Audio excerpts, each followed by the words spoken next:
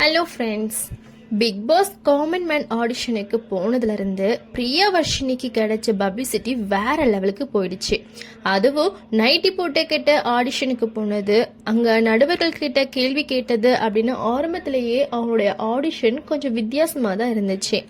ஆனா இப்ப முழு எபிசோட் வெளியானதுக்கு அப்புறம் பிரியாவர்ஷினி பேசி சில விஷயங்கள் தான் சோசியல் மீடியால விவாதமா ஆகிட்டு இருக்கு. முக்கியமா பிக் பாஸ் நிகழ்ச்சி பற்றி இவ சொன்ன கருத்து தான், ஆடிஷனுக்கு போகும்போது நான் ஆரம்பத்துல இருந்தே பிக் பாஸ் பாத்துட்டு இருக்கேன், எனக்கு இந்த நிகழ்ச்சி ரொம்ப பிடிக்கும், சில நேரங்கள்ல நானே பிக் பாஸ் கலாச்சிருக்கேன், ஆனா காமன் மேன் வர போறாங்கன்னு தெரிஞ்சதும் உடனே அப்ளை பண்ணிட்டேன்னு சொல்லியிருக்காங்க. ஆனா ஆடிஷன்ல இருந்து ரிஜெக்ட் ஆகி வெளியே வந்ததுக்கு அப்புறம் எனக்கு பிக் பாஸ் பிடிக்காது, அது ஒரு குப்பை நிகழ்ச்சி, நான் ஏற்கனவே பிக் பாஸ் ட்ரோல் பண்ணிருக்கேன்னு பேசியதா வீடியோ வெளியாயிருக்கு. இதுதான் இப்போ நெட்டிசன்களுக்கு ஒரு பெரிய கேள்வியா இருக்கு.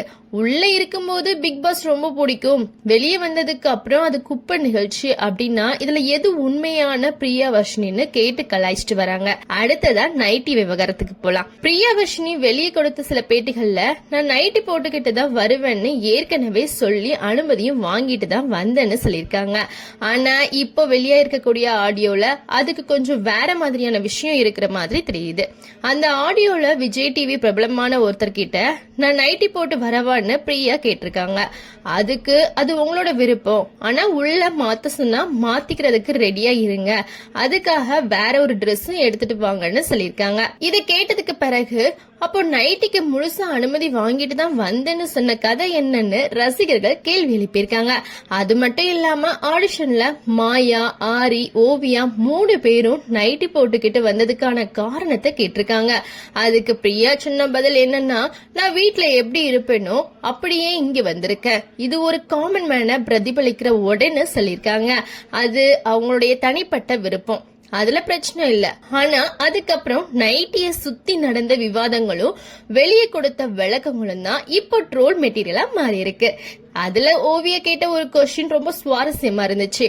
நீங்க டீச்சரா இருந்தீங்கன்னு சொல்றீங்க, மாணவர்களுக்கு பாடம் எடுக்கும் போது இப்படிதான் போவீங்களான்னு ஓவியா கேட்டிருக்காங்க. அதுக்கு பிக் பாஸ் ஆடிஷன்ல பிரியா ஸ்டூடெண்ட்ஸ்க்கு பாடம் எடுக்கும் போது இப்படி போக மாட்டேன்னு சொல்லிருக்காங்க. ஆனா வெளியே வந்ததுக்கு அப்புறம் இதே கொஸ்டின் ஒருத்தர் கேட்டிருக்காங்க, நான் ஸ்டூடெண்ட்ஸ்க்கு பாடம் எடுக்க கூட நைட்ல தான் போயிருக்கேன்னு பதில் கொடுத்ததா சொல்லப்படுது. இதுவும் இப்போ சோசியல் மீடியால விவாதமா மாறி இருக்கு. அது மட்டும் இல்லாம ஆடிஷன்ல 3 ஜட்ஜஸ் கேள்வி கேட்டுட்டு இருக்கும் போது பிரியா நைட்டிய மடிச்சு கட்டிட்டு நின்னு பதில் சொல்லிட்டு இருந்தாங்க.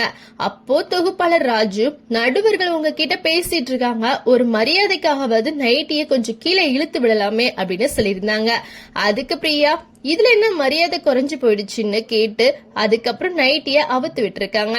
இந்த காட்சிகள் தான் இப்போ ரொம்ப வைரல் ஆயிட்டு இருக்கு. இன்னொரு பக்கம் பிரியா தன்னுடைய அம்மா இறந்த சமயத்துல கூட பிக் பாஸ் ஆடிஷனுக்கு அழைப்பு வந்ததாகவும் முதல்ல தான் வரமாட்டேன்னு சொல்லியதாகவும் தொடர்ந்து போன் பண்ணி கேட்டதாலதான் ஆடிஷனுக்கு வந்ததாகவும் பேசியிருக்காங்க. இதையும் சில நெட்டிசன்கள் வச்சு விமர்சனம் பண்ணிட்டு இருக்காங்க. அம்மா இறந்த நேரத்திலேயே இப்படி ஒரு ஆடிஷனுக்கு வருவாங்களான்னு சில கொஸ்டின் கேட்க ஆரம்பிச்சிருக்காங்க.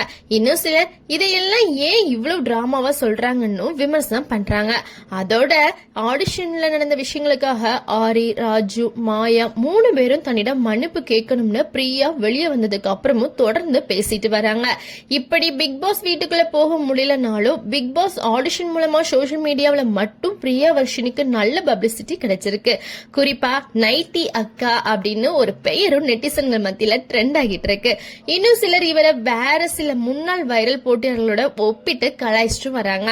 மொத்தத்துல பார்த்தா பிரியாவர்ஷினி பிக் பாஸ் ஆடிஷன்ல தேர்வாகலனாலும் அவங்களுடைய ஆடிஷன் இப்போ ஒரு பெரிய சோசியல் மீடியாவா மாறிருக்கு. உண்மையிலேயே அவங்க சொல்றதுல எது சரி எது தவறு அப்படிங்கறது முழுக்க பப்ளிசிட்டிக்காக நடந்த விஷயமா அப்படிங்கறது தான் இப்போ ரசிகர்களுடைய கேள்வியா இருக்கு. உங்களுடைய கருத்துக்கள் என்ன அப்படிங்கறத கமெண்ட்ல சொல்லுங்க.